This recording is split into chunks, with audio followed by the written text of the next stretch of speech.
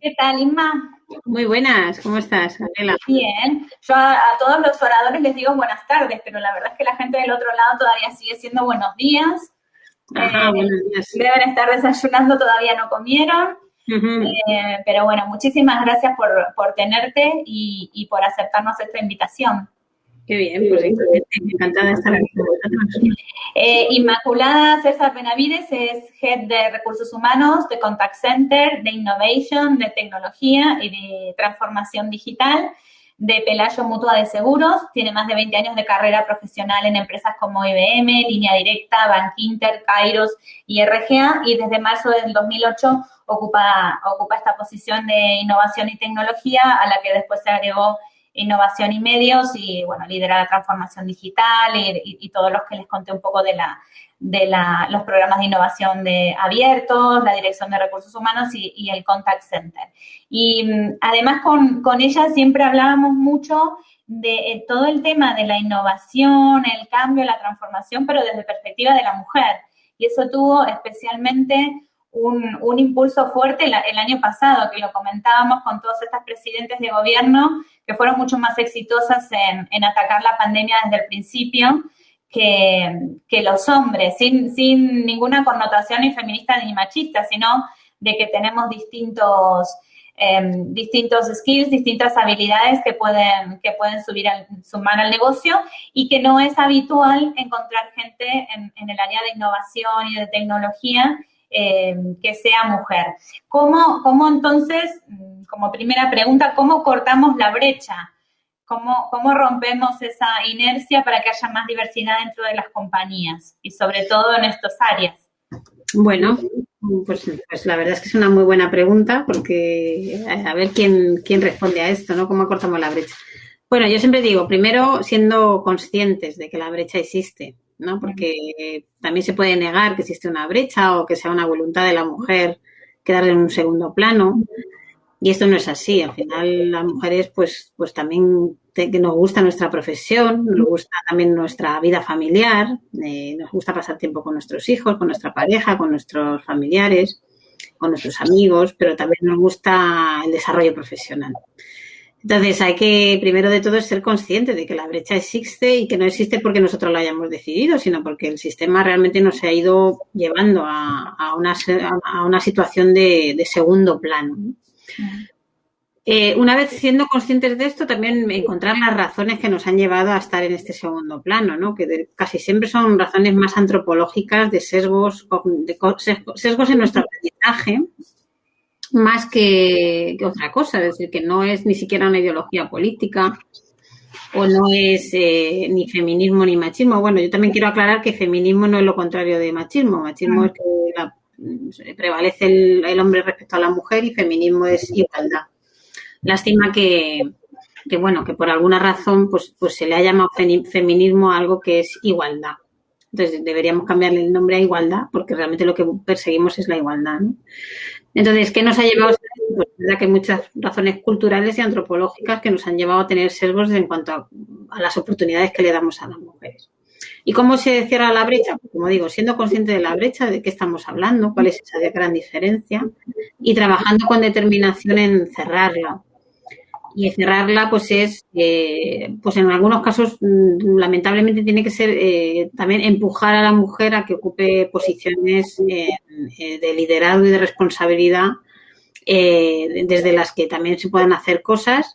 Y no solamente eso, sino involucrando a los hombres en esta gran pregunta, ¿no? ¿Cómo cerrar la brecha? Pues esto, los hombres, nuestros compañeros, son los que tienen que ayudarnos mucho a darse cuenta que las mujeres, bueno, pues lógicamente somos igual de capaces, igual de inteligentes que los hombres, y que nos tienen que ayudar a llegar a esos puestos de dirección y a esos puestos gerenciales, desde los que es más fácil normalmente cambiar las cosas, ¿no? Entonces son esas dos cosas, bueno, esas tres: la toma de conciencia, buscar una razón antropológica a todo esto y cultural, y ponernos a trabajar en el cierre de la brecha con mucha determinación para cortarlo lo antes posible. Yo siempre lo equiparo al tema del tabaco, ¿no? Cuando nosotros, bueno, cuando éramos pequeñitos o pequeñitas, jóvenes, lo del tabaco no estaba tan demostrado que fuera malo para la salud. Desde el momento que se demostró que era malo, pues todas las medidas son a que no se fume en ningún sitio, de ninguna manera. Y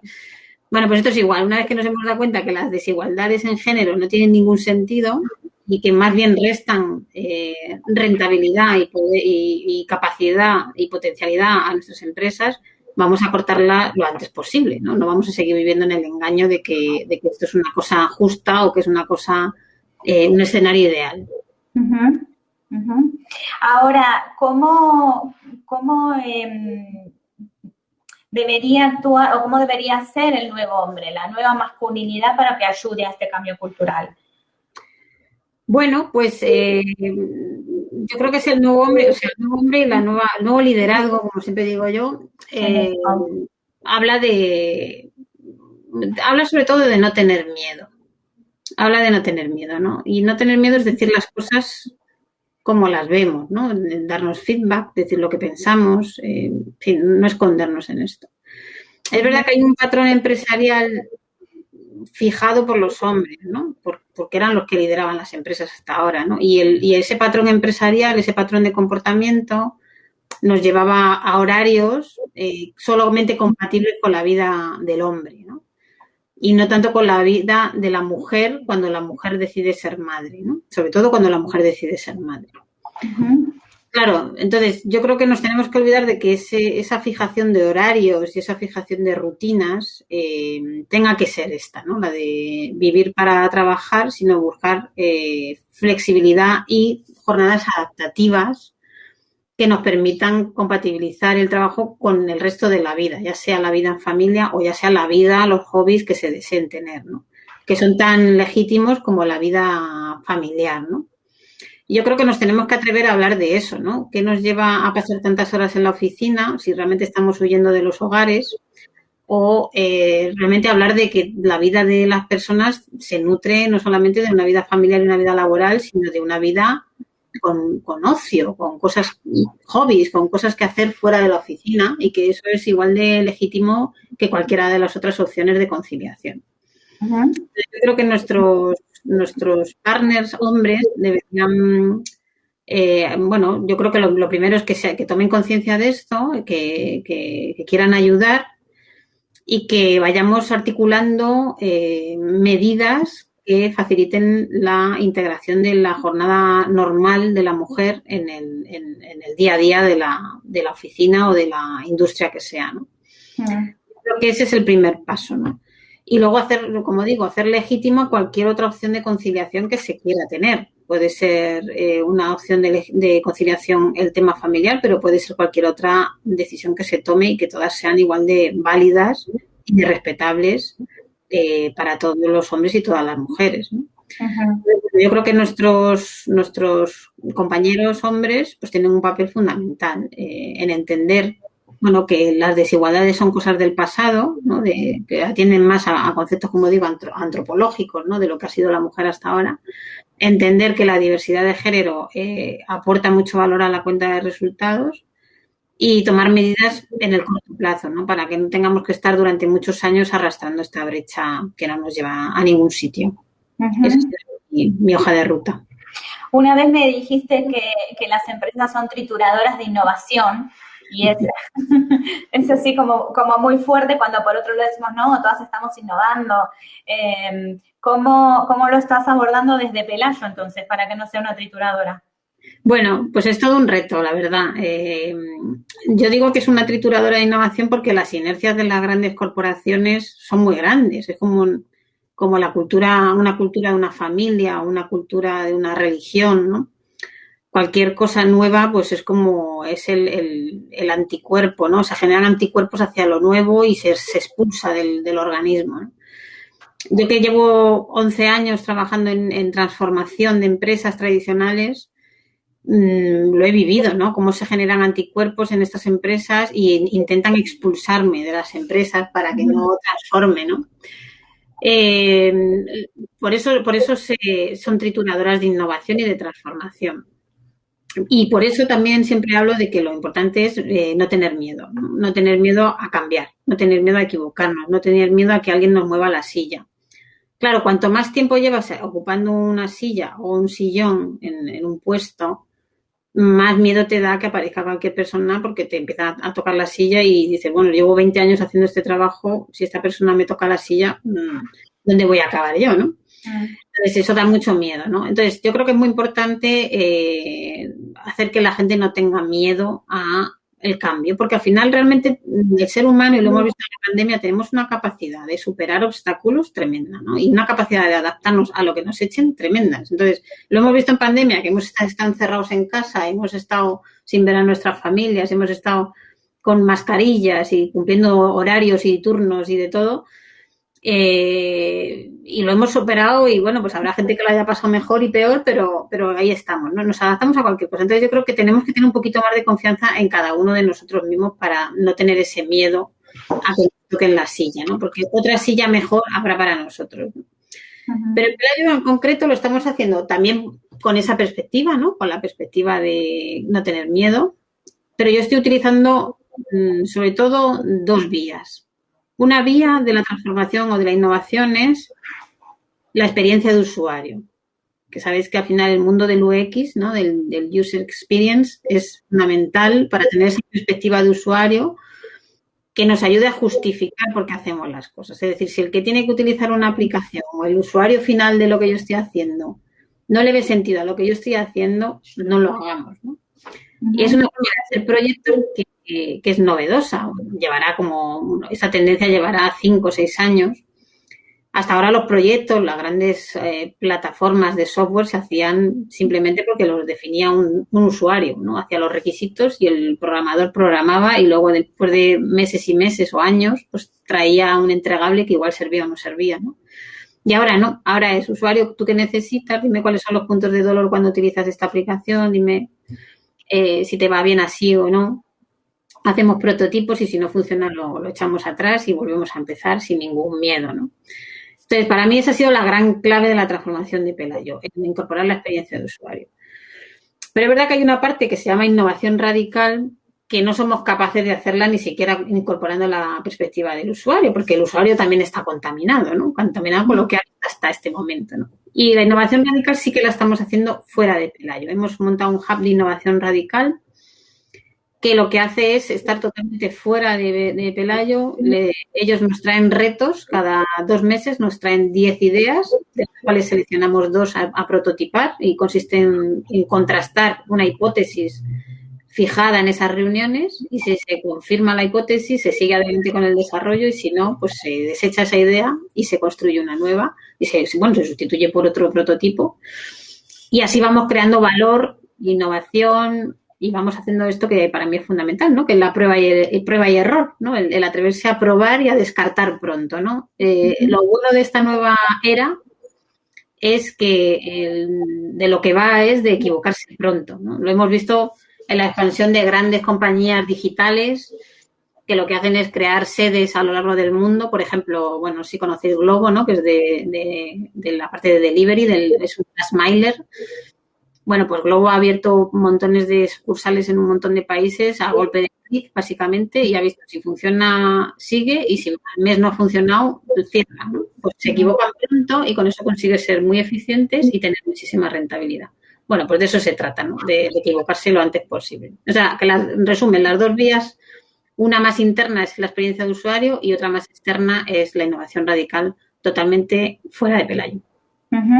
Está Alfredo Yarín, de Yarín Corredores de Seguros, que levantó la mano. Te estoy dando para entrar a ver si lo ves y te deja entrar en vivo. Si no, creo que también hiciste la pregunta, pero bueno, yo ya te di la autorización para si quieres entrar en vivo, podés hacerla, pero su pregunta iba, ¿cómo se puede hacer la innovación en una pequeña correduría? Eso es un tema que también veníamos hablando en las sesiones anteriores. A veces suena que, claro, Mapfre, Pelayo, las cantidades de presupuesto, las personas que tienen, la innovación puede ser más fácil y cómo se hace en los pequeños. O al revés, en los pequeños puede ser más fácil porque tienen más flexibilidad. Claro. Bueno, sabéis que el mundo está hablando de el pez rápido se come al grande, ¿no? Y el pez rápido se come al grande, casi siempre es un pez pequeño, ¿no? El que se están comiendo al grande, ¿no? Porque al grande le cuesta mucho moverse. Yo, si tuviera una correduría, bueno, para mí la clave es la inteligencia colectiva, ¿no? Para hacer innovación. Y es preguntar al ecosistema que mueva esa correduría, que muchas veces es un ecosistema mucho más rico que el que tienen las grandes corporaciones y sobre todo los servicios centrales de las grandes corporaciones, que están tan lejos del negocio, ¿no? Para mí es una bondad estar cerca del negocio, cerca del cliente, tener esa sensibilidad, ese pulso con el mercado. Entonces, para mí la clave de una pequeña empresa tan pegada al terreno, ¿no? Tan pegada al negocio, al cliente, es la inteligencia colectiva. De hecho, contando en muchos casos con el cliente final. Es decir, que el propio cliente sea el que nos dé las pistas de por dónde debería ir nuestro negocio, ¿no? Es verdad que, bueno, las cuentas de resultados son lo que son, ¿no? Porque al final cada uno tendrá el margen que tenga para innovar, ¿no? Pero yo creo que destinar un porcentaje de las ganancias a la innovación es muy importante, ¿no? Cuando digo un porcentaje, debería ser entre un 8 y un 12% de la cuenta de resultados invertida en innovación a fondo perdido, ¿no? Uh-huh. No estamos diciendo de invertir mucho más, pero sí que creo que es muy sano no olvidarse de que la innovación es la única vía de supervivencia. Luego es verdad que también, bueno, pues hay negocios que les cuesta mucho, lógicamente, sacar un 10-12. Claro, muchos ROEs de muchas compañías no llegan a eso, ¿no? Con lo cual, bueno, pues estamos pidiendo mucho, ¿no? Pero creo que hacer prototipos, hacer sesiones de co-creación, como digo, tener en cuenta esa inteligencia colectiva que sí que está al alcance de casi todas las empresas, yo creo que es una fórmula de éxito verdadero, ¿no? De éxito cierto, ¿no? Porque con la inteligencia colectiva se llega muy lejos. Ahora hay que saber preguntar y hay que saber dar por buenas ideas que no son las del CEO, ¿no? El propio CEO de la compañía, ¿no? Uh-huh. O sea que mi apuesta sería esa inteligencia colectiva y con gran aportación de valor de todo el ecosistema, no solamente de la propia empresa, sino de los partners, de los clientes. Y un poco lo que habíamos empezado hablando desde el principio, ¿cuál es el rol de la mujer en la innovación y en el nuevo liderazgo que puede agregar a las empresas? ¿Cuáles son esas habilidades? Bueno, yo las habilidades que le veo a la mujer, también esto es antropológico, ¿no? Que también la tendrán muchos hombres y cada vez más, espero, ¿no? Porque yo creo que sí que es el nuevo liderazgo. Yo creo que la mujer, por su propia cultura, ¿no? y el rol que ha vivido en la historia, la mujer siempre ha sido un perfil un poco más inclusivo, ¿no? Más inclusivo, donde normalmente siempre pide opinión. O sea, no le basta solo con su propia opinión, sino que siempre pide la opinión de los demás. Es un poco por forma de ser, ¿no? Porque nosotras, claro, yo siempre digo por forma de ser porque hemos pasado más tiempo en la caverna que en la civilización, con lo cual, pues eso algo nos habrá marcado, ¿no? Y claro, estando en la caverna, nosotras, pues la fuerza bruta no nos ha llevado a casi nada, bueno, casi nada bueno, y casi todo ha sido pues por convencimiento, por inclusión, por no tener impulsividad, ¿no? A nosotros la impulsividad nos salía, la pagábamos con la vida, ¿no? Entonces, pues ya nos valía el no ser muy impulsivas. La sostenibilidad, pues siempre pensando en el día siguiente, tener alimento para nuestros hijos, que no faltara nada en la comunidad, es decir, a ver, no sé si decir que somos un poco menos egocéntricas, porque esto son palabras mayores, ¿no? Y no quiero que se me ofenda a nadie, pero es verdad que antropológicamente somos, con una manera de ser, pues mucho más sostenible y mucho más pensando en la comunidad, porque la comunidad nos ha permitido sobrevivir durante mucho tiempo, tener en cuenta el punto de vista de la comunidad, ¿no?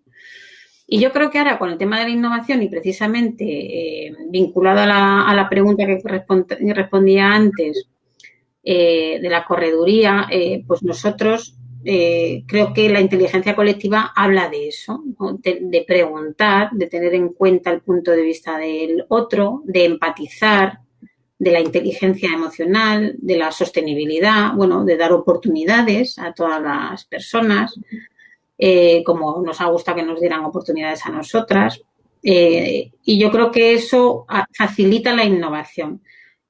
El camino de la innovación es un camino que está totalmente opuesto al camino del ordeno y mando, ¿no? De la autoridad jerárquica, ¿no? Porque en la autoridad jerárquica y en el ordeno y mando de lo que hablamos es de miedo. Y con miedo no se puede innovar. Innovar es una atmósfera de sentirse libre de opinar sin temor a ninguna gente, a ninguna persona, ni a ningún jefe, ni a ningún puesto de autoridad, ¿no? Es verdad que, a ver, yo soy jefa, tengo 330 personas a mi cargo y, bueno, pues a veces no siempre puedo basar todas mis decisiones en la inteligencia colectiva, ¿no? Pues a veces toca tomar decisiones difíciles, vamos a ver. O sea, no os digo que esto sea fácil, ¿no? Pero cuando estamos hablando de innovación y de hacer las cosas de otra manera, creo que hay que distinguir pues eso, la cultura, lo que es el mantener la empresa de lo que es apostar por un crecimiento diferencial, ¿no? Y en ese crecimiento diferencial yo creo que la clave, como digo, es tener en cuenta el punto de vista del otro, incorporarlo y enriquecerte con esa diversidad, ¿no? Buscar la diversidad y enriquecerte de ella. ¿Y cuál es tu opinión respecto de los cupos para la diversidad? Bueno, como decía antes, una vez que ya somos conscientes de que esto responde primero a políticas que nos han perjudicado, ¿no? Por ejemplo, en España pues está la reducción de jornada, que claramente nos ha perjudicado a las mujeres porque las mujeres han ido reduciendo su jornada para cuidar a sus hijos y realmente lo que han hecho ha sido condenarse a tener dos trabajos, no sé cuál de los dos más estresantes, ¿no? El de casa y el de la oficina, ¿no? Como consecuencia de la reducción de jornada, lo que hemos tenido son mujeres que ganan menos que sus maridos y, por tanto, cuando había que primar una carrera de las dos, pues se primaba la del hombre y no la de la mujer. Con lo cual nos hemos metido en una trampa que no nos ha llevado nada más que como digo, a tener dos vidas, las dos muy duras, ¿no? Tanto la de la oficina como la de casa. Porque yo, desde luego, veo a mis compañeras, ¿no? Cuando salen de la oficina a las 3 de la tarde y su misión siguiente es comer deprisa y corriendo en el coche o en cualquier otro sitio para llegar a tiempo a recoger a los niños al colegio, llevarles al parque, bañarles y luego darles la cena y que se duerman, pues eso, desde luego, nadie lo hace por hobby, ¿eh? Nadie lo hace por hobby. De hecho, las que podemos, pues pagamos para que lo hagan otras personas. Yo le dedico mucho tiempo a mi hijo ahí y estoy enamorada de él. Pero es un trabajo muy duro cuando tú tienes una responsabilidad en el trabajo. Entonces, esa trampa de la reducción de jornada, pues hay que abolirla. Entonces, una vez que nos hemos dado cuenta que esto responde a un sistema que ha llevado a la exclusión de la mujer en su máximo esplendor, yo creo que lo que hay que hacer es acortar el tiempo en el que se implanta la igualdad. Uh-huh. Lo ideal sería que no hiciera falta ni cupos, ni cuotas, ni objetivos de ningún tipo, sino simplemente, oye, nos ponemos a trabajar en ello y cada empresa de forma autónoma ve cuál es la mejor manera de incorporar el talento femenino a pleno rendimiento en todos los puestos de la cadena de mando, en los comités de dirección, en los consejos de administración, en los mandos intermedios, etcétera. Pero, ¿cuál es la historia? Que de esta brecha y de esta realidad ya somos conscientes desde hace muchos años. O sea, de la igualdad de género estamos ya hace ya muchos años, más de 20 años, ¿no? Y que somos conscientes de que esto realmente es una lacra y que realmente estamos restando capacidad de capitalización de nuestras empresas, ¿no? Y sin embargo no tomamos medidas porque el sistema realmente sigue siendo un sistema que favorece la desigualdad. Entonces yo soy, si no se corta la brecha, sí que estoy totalmente convencida de que debemos actuar rápido y que hay que imponer cuotas y cupos.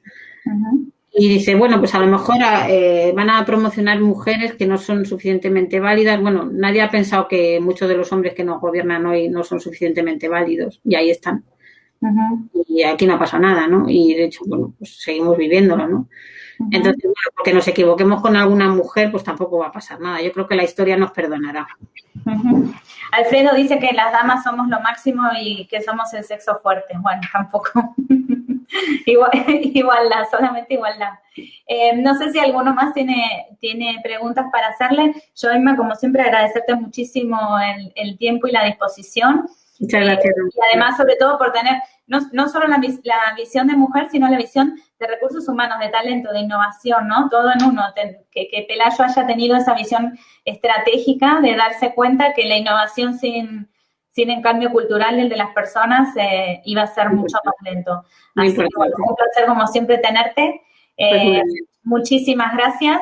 Yo ahora nos vamos a ir a un break, así que les invito a todos a que aprovechen este momento para ir al lobby. En el lobby pueden ver todas las personas que están conectadas, ahí pueden chatear y pueden quedar para encontrarse en el lunch, donde hay distintas salas, hay mesa 1, 2, 3, 4, 5, 20 mesas, para que puedan encontrarse y así tener una sesión en vivo cara a cara. Tenemos media horita y volvemos a las 6:30 con Philippe François, que desde AXA está liderando todo el negocio de salud y vida a nivel mundial. Luego sigue Carlos Rodríguez García, que es responsable de Munich Re para Europa y para América Latina, así que nos va a dar un poco la visión del negocio desde los dos lados, y vamos a cerrar con una visión de una InsurTech. Así que, bueno, buen networking en esta media hora. Inma, de nuevo, muchas gracias. Muchas gracias a todos. Un abrazo. Adiós.